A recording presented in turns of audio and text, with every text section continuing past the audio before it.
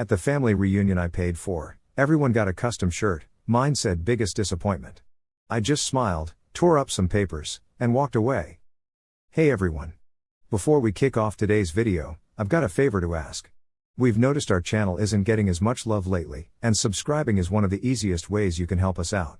It's quick, free, and it means we can keep bringing you awesome content. Your support really means a lot, so let's work together to keep this channel growing. Thanks a bunch. Now, let's dive into the video. About an hour later, they finally read what I had destroyed, and the calls started rolling in like an avalanche. I wish I could say it blindsided me like a slap in the face, but honestly, it felt more like the last puzzle piece clicking into place, the one I'd been pretending didn't exist. I was standing there holding that t-shirt, staring at the bold black letters as if they were tattooed on my chest. Biggest disappointment. Nice, right?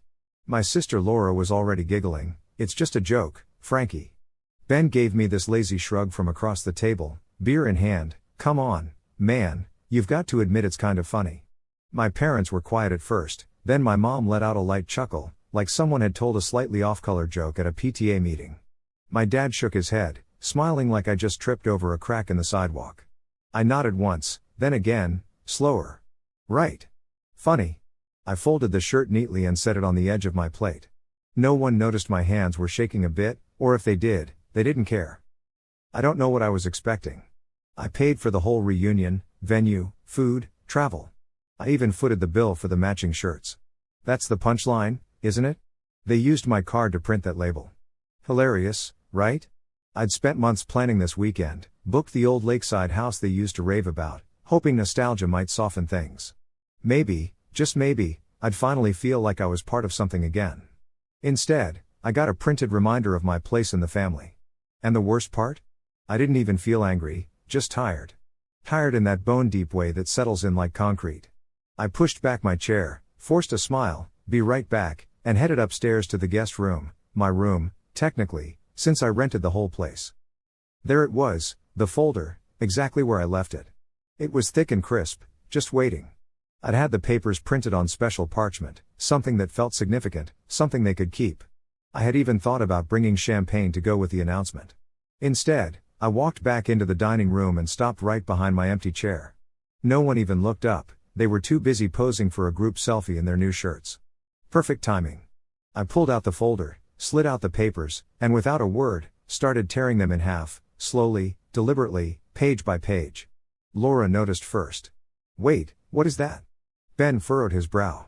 Dude, is that a contract? I didn't say a word. My dad half stood. Frank? I set the torn pieces down in front of my empty plate, smiled again, tighter this time, enjoy the shirts, and walked out. No yelling, no door slamming, just the sound of my footsteps on the old wood floor, the creak of the screen door behind me, and the cool night air pressing against my skin like a relief. I didn't even take my jacket. I didn't need it. I was halfway to the car when the first call came, then another, then a few more, like a dam had burst. I didn't answer. Not yet. Let them read what I destroyed first, let them feel it. I sat in my car for a good 10 minutes before even thinking about turning the key, just staring at my hands on the wheel, still calm, too calm, like my body hadn't caught up to what happened. They laughed. That part kept replaying in my head, my mom, my siblings, even my dad. Like it was all so harmless, just another cute family quirk, right up there with Laura's passive-aggressive holiday cards and Ben's jokes about me being single. But it wasn't harmless, and it wasn't new. I could trace this back to when I was 9. That was the year Ben broke the neighbor's window with a baseball, and I got grounded for not stopping him. Laura lied about failing a test, and I got a lecture on being a bad influence. Every mistake in that house somehow had my name on it, even if I wasn't in the room. When I was 12, I remember getting a C in math, my first. I cried, not because of the grade, but because I knew exactly what was coming. Dinner table sarcasm, mom's dramatic sigh, dad's quiet disappointment. Meanwhile, Ben could flunk an entire semester and still get extra spending money for trying his best. At 17, I begged them to co-sign a small student loan, just a signature, not money. They said no, said I needed to learn responsibility. Ben had wrecked 2 cars by then, and Laura had already moved to Europe for a photography course they helped fund. But I needed to learn responsibility. So, I worked nights, slept 4 hours a day, built something from nothing, a tech service at first, then a subscription platform. I learned how to code, how to pitch, how to get rejected and keep going. I didn't ask for much, just a little credit, maybe we're proud of you. Instead, I became the family joke, the weird one, the guy who always showed up late to Thanksgiving because he was probably coding in a basement. So, there was this time when I scored my first big six-figure investment, and I didn't tell a soul. Same thing when I managed to wipe out my student loans in one go, I kept it to myself. Even when my company blew up and went viral, I stayed quiet. I always felt like if I shared these wins, people would just find some way to twist it into a joke or, even worse, try to take the credit. So I just watched. I saw Laura throw these extravagant parties in apartments she clearly couldn't afford on her paycheck. Ben was always posting these cryptic messages about mental health, only to hit me up for cash a couple of days later. Meanwhile, my parents were struggling to pay their mortgage, yet still splurging on anniversary cruises. Despite all this, I wanted to help, but on the down low. I started doing stuff like anonymous donations and secret transfers because, deep down, I still believed in family. I hoped that if I did enough, maybe they'd finally see me for who I am. But that dream shattered last Christmas. I offered to fly everyone out to this ski lodge I had rented, and my mom just told me to save my money. Later, I saw a post where she said Laura was the one who surprised them with a family-funded holiday. That's when I decided, no more hiding. At a recent family reunion, I was planning to reveal everything. I had it all set up, a notarized letter offering to wipe out my parents' mortgage, a down payment deal for Laura to get a better place, a debt relief fund for Ben, and even a possible job referral if he wanted a fresh start. Everything was neatly packaged in navy blue folders to match the table setup. I imagined the proud, teary-eyed reactions from my mom and dad, and maybe even Laura and Ben admitting they were wrong about me. But instead, they made a joke out of it, putting it on a t-shirt. I know you might think they didn't mean anything by it, but they knew. They saw the car I drive, the clothes I wear, and how people react when my company name comes up. My mom once asked if I was doing okay financially, but in that way where she was trying not to show she cared. They just didn't want to see the truth or admit they might have been wrong about me. So, they kept their distance, sticking to their narrative of me being a failure. And now, everyone was about to know what was really in those documents. But before I could say anything, they started spreading lies, saying I had some sort of breakdown at the reunion. I got calls and messages, even Ben texted me, telling me I needed help. It was crazy. But I had evidence, I had the original documents, and I sent them to my attorney and my assistant. My assistant asked if she should bump up the Forbes feature, and I said yes, because I had the real story backed up with facts. All they had was a shaky tale that they were trying to spin louder and louder. If there's one thing my family knows how to do, it's unfairly spinning a story. So, it all kicked off pretty fast with this attempt to rewrite the past, and I decided I wasn't going to let them get away with it this time. I'd let them twist my story for too long, and now it was my turn. I started by quietly dropping a link to a Forbes article, no tags, no extra comments. The article was all about this underdog founder who'd been secretly supporting his family for a decade, and then decided to cut ties. Inside, it had photos of the scanned documents I'd signed, yep, the same ones I'd ripped up during that family reunion.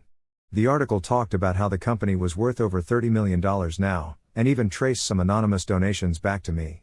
It mentioned all the mortgage payments and college funds I'd set up under secret accounts and even covered the tech mentorship grant I launched a few months ago for folks whose families wrote them off. It also touched on why I decided to walk away, not because I was bitter, but because I finally saw things clearly. Within hours, my inbox went wild. First, there were congrats pouring in, then the apologies, and then the panic set in. Laura left a voicemail, all like, "Why would you make that public? You're humiliating us." Then Ben texted, "Wow, real mature. Hope you feel good about wrecking the family name." My mom jumped in too, saying, "We need to talk. You misunderstood the joke. We were just having fun." Misunderstood a joke? It would have been funny if they weren't so serious about it. But it wasn't over yet because the story was spreading, and the spotlight I never really wanted was getting a lot brighter. A YouTube channel picked it up, then a podcast, and even a short documentary. Comments started flooding in, and people picked sides. Mostly, they picked mine because people can spot humiliation when it's dressed up and pretending to be family. Ben tried to hit back online, ranting about me being unstable and twisting facts. Someone shot that down with a screenshot of a contract I'd written for him, all marked with dates. Someone else dug up an old tweet from Laura joking about being the favorite child, not such a funny joke now. Then a tech influencer I'd never met shared the Forbes article with the caption, "Let this be a reminder, not every black sheep is lost, some are just done with wolves in sweaters." They thought they could smear my name, make me look like the bad guy. But instead, they ended up exposed. And I still hadn't said a word publicly because I didn't need to. I had the receipts, and now the world was watching.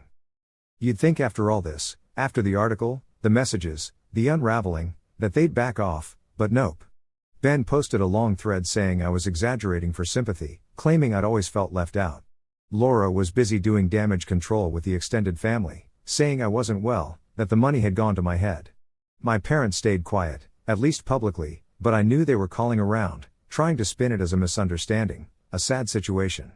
They said I'd taken things the wrong way, which was funny because a lot of the people they called had already reached out to me. A cousin mentioned she always noticed how differently I was treated. A former neighbor remembered my mom calling me a late bloomer while bragging about Ben's internship at a company where I now own equity. The hardest part wasn't their spin, it was realizing I'd spent so long hoping they'd change that I hadn't noticed how much I had. I wasn't that kid anymore trying to earn a seat at their table. I had my own table now, and the silence that followed was the first time I felt peace in years. Then they sent a letter, not an apology, just a "we're still your family and we love you and hope you can move past this kind of thing." Like it was all a phase, like I just overreacted and stormed off. I didn't reply. A week later, another letter came, longer this time and more emotional, listing all the things they'd done for me when I was younger: meals, rides, a roof over my head. They never mentioned the money or the jokes or how quickly they'd tried to smear me. And then, out of nowhere, Ben posted an old photo of us as kids, captioned it "Miss my brother, still love him, always will." People were tagging me, wanting a response, but I didn't owe anything to anyone who wasn't there when I had nothing, and none of those people were wearing matching t-shirts. So, I stayed quiet, and in that silence, things kept shifting. Laura's husband left, she was leaning hard into the "we're victims of cancel culture" narrative. So here's the deal, I wasn't buying the whole story they were pushing. He got fed up, took the kids, and moved in with his sister. I didn't even hear it from Laura, someone else told me. Meanwhile, Ben lost a speaking gig at a small event he'd lined up for himself. Apparently, someone sent the event organizer an article and a comment from an old podcast where Ben joked about his brother not being able to finish anything. As for my parents, they tried to refinance their home, but it didn't go through. A friend of mine who works in finance told me the bank saw instability. That wasn't directly my fault, but I did stop the monthly transfers, that part was on me. Afterward, I started living for myself. It wasn't about revenge, I just wanted to be free. I traveled without feeling the need to constantly check my phone. I made choices without worrying if they'd finally be proud. I started building things because I wanted to, not to prove something. Then one night, I got a message from some stranger that said, "Thank you for showing people like me that it's okay to walk away." That really got to me, not because I needed the praise, but because it reminded me that leaving wasn't selfish, it was necessary for my survival, not out of spite. I was never mad they didn't love me the way I wanted, I was mad they pretended to while dragging me down whenever I stood tall. That night, I found a box I had forgotten about. Inside were copies of the original documents I had torn up. The paper felt thick and creamy, with sharp edges where I had ripped them. It didn't feel like a loss anymore, it felt like closure. I don't know where they are now, and I don't check. Sometimes, people send me updates, but I delete them without reading because I don't need to know, not because I don't care, but because the part of me that craved their approval is gone for good. Fast forward 2 years, it's been a while. I got invited to a wedding recently, not a family one, but a friend's. Few people stuck with me through the tough times, and one of them introduced me to their cousin at the reception. She shook my hand, smiled, and asked, "Wait, are you the t-shirt guy?" I actually laughed for the first time in a while. "Yeah," I said, "that's me." She told me she cut off her own parents last year and that my story gave her the push she needed. I didn't really know what to say. It stuck with me because I used to think leaving meant losing or giving up. Turns out, it was the first time I truly stood up for myself. Sometimes, I wonder if they still talk about me, if they tell the story differently now, if they miss me or just miss having someone to control. I haven't reached out, and they haven't either, not in a long time. Maybe that says it all. So, what do you think? Did I go too far, or maybe not far enough? If you want more stories like this, let me know in the comments, and don't forget to subscribe.